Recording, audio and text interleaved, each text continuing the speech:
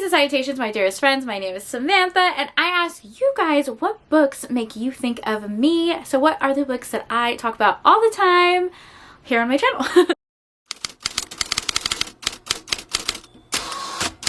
Hello, how are you? Welcome back to my channel. Welcome back to Vlogmas. We're doing Vlogmas. Yes, we are. I don't even know what day of Vlogmas it is. Time is a concept. I lost track of it, but I've done this video before where I kind of wanted to see, like, what do you guys think my reading taste is? What books do I talk about a lot here on my channel? What books make you think of me? I'm gonna pull up on Instagram asking what book reminds you of me, and we're just gonna kind of go over that, and we're gonna see if I talk about my favorite books enough. We'll see. Okay, got some of the same answers. I like to see it. I like to see it. A lot of people said Brutal Prince by Sophie Lark because of strawberries, of course. You guys know I'm obsessed with Brutal Prince. Let me grab it. Let me grab it. One sec. This is Brutal Prince. It's the first book in her Brutal Birthright series, which is a mafia romance series. I actually have a tattoo for every book in this series except one. I haven't decided what I'm gonna get for that book, but yeah, I have like 5 tattoos just for this series alone. It's my favorite. I adore Sophie Lark, and if you guys didn't know, I love everything strawberries. The strawberry mug right here. I have a Sophie Lark candle right here. I love it. It's my favorite. This book is an enemies to lovers, like, arranged marriage. So our heroine Ada comes from the Italian mafia in Chicago, and our hero Callum comes from the Irish mafia in Chicago. A little bit of a rivalry going on between the two families. Our heroine goes to one of our heroes' parties and to like crash it and ends up almost burning down the house. Callum is real pissed, and their parents don't really want to start a turf war, so they end up setting our two characters up in an arranged marriage to have like peace between the two families.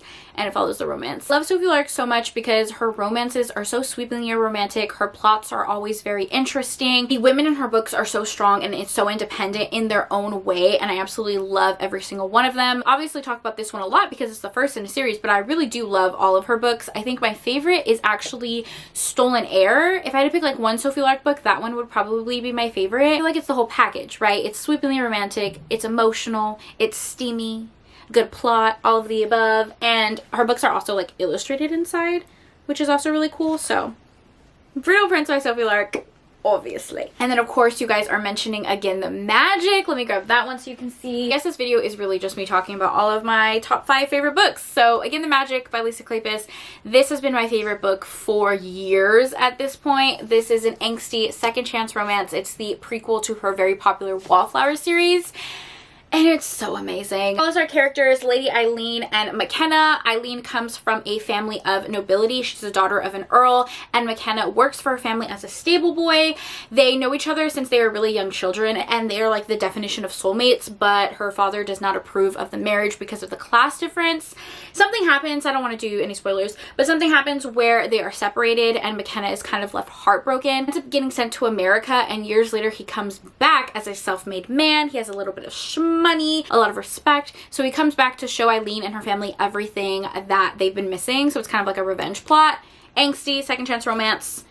It's perfect. It's perfect. Like, this is the definition of a perfect historical for me. And like, look at this gorgeous step back on the back. Stunning. Oh my gosh, I'm so happy someone mentioned this next book because I really do love it. Let me grab it. I should have grabbed all the books beforehand. Strange Grace by Tessa Gratton. This is a YA fantasy, which is so like out of the normal for me because I don't really read YA and I don't really read that much fantasy. This book right here is one of my favorite books of all time. I'm so happy someone mentioned this one because I really do love it so much. Oh, in this one, it follows a town that is very prosperous. Their cattle, their crops, their health, it is all very prosperous because years ago they made a deal with a literal devil. A witch from their town made a deal with a devil that every couple years they would have what they call the slaughter moon, which is basically where they sacrifice a young boy to the woods to this monster in the forest, and because of that the town really thrives from it. Something is going on with the deal. It's only supposed to happen like every 7 to 10 years. Now the slaughter moon is demanding more and more sacrifices every single year. This is a poly romance. It follows our 3 characters who are all connected to the forest in one way or another. So the 3 of them kind of like band together to figure out what was the original deal that their town made years ago. They realize that they haven't been told the truth the entire time, and they also all have a connection with each other because this is a poly romance. It's pretty slow burn though because it is YA. I love it. I always describe this book as like dark and delicious because that's what it is, and it's just such a unique story. I haven't really read anything like it before. Special. I really do love that one. I'm happy someone mentioned it. Another one that I'm so happy someone mentioned, they mentioned Crybaby by Marina Vivancos. I was hoping you guys would mention Marina Vivancos because yes, these are my top 3 favorite books, but recently, ever since I discovered Marina Vivancos, I feel like she has just blown everyone else out the water. Like, I adore her books. I just feel like Marina Vivancos is criminally underrated, okay? She predominantly writes on Kindle Unlimited. She only writes ebooks, and specifically mentioned Crybaby. It is a short novella she writes. It's a male-male friends-lovers romance that follows our heroes Jason and Sasha. Our co-workers, both of them live together. Our hero Jason is openly bisexual, and he is kind of realizing that he has a new kink that he wants to explore, and that's he likes to make his partners cry, but not like in a degradation way. It's more so like crying because they're like overwhelmed with pleasure. Our hero Sasha is gay, but he's never really had the chance to explore that. He's not openly out just yet because he comes from a background that's not very accepting, so he is kind of nervous to go out and date. So he goes to his best friend Jason and kind of propositions him to have a friends to benefit situation because they have so much trust and love for each other already.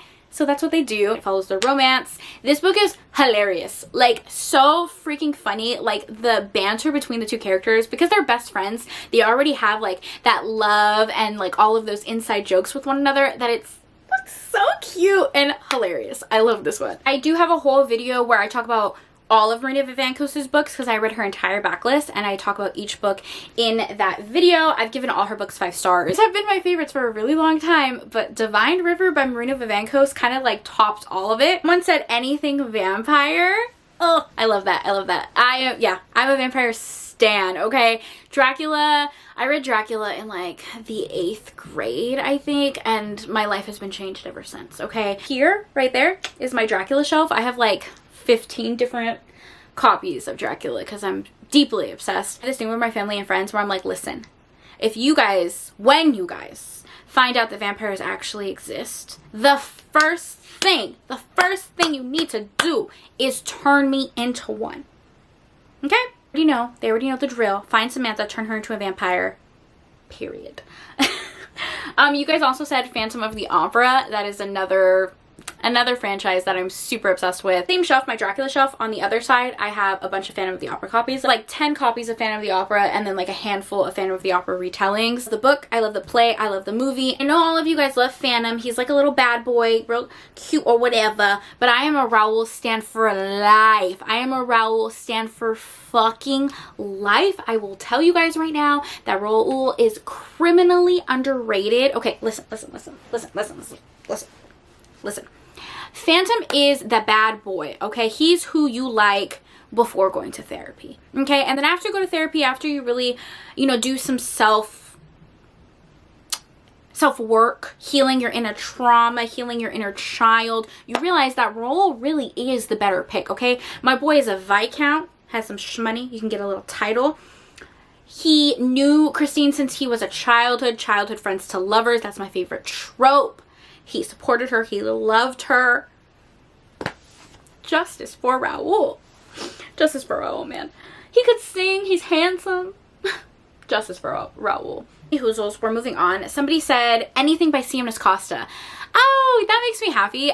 Siemens Costa is one of my favorite monster romance authors. I've also read pretty much her entire backlist. I've been reading her for years. The first author that I did an author interview for on my channel. Normally I would join other people's channels and do them, but yeah, I love her. I have a lot of love for her. I met her at a book signing and she's so freaking sweet. She writes a bunch of paranormal monster romances that are really fun and unique and smutty and steamy, but a lot of them are like super emotional and romantic as well.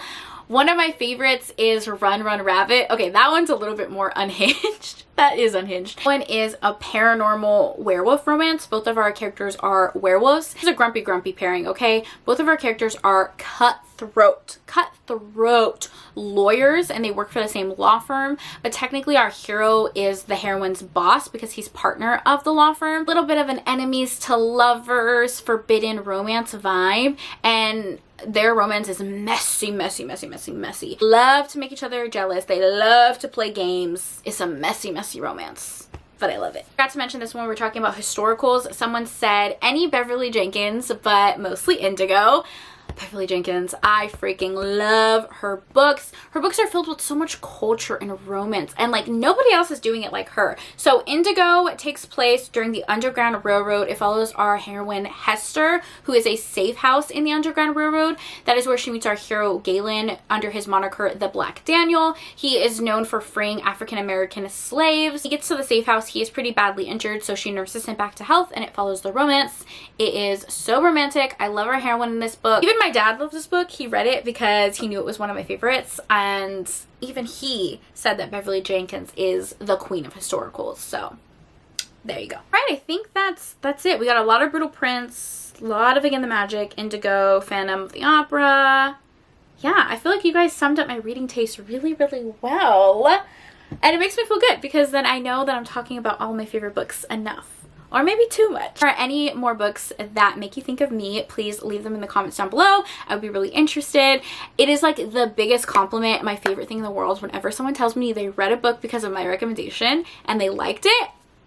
Serotonin, like the unmatched. The feeling is unmatched. So I hope you guys are enjoying Vlogmas so far.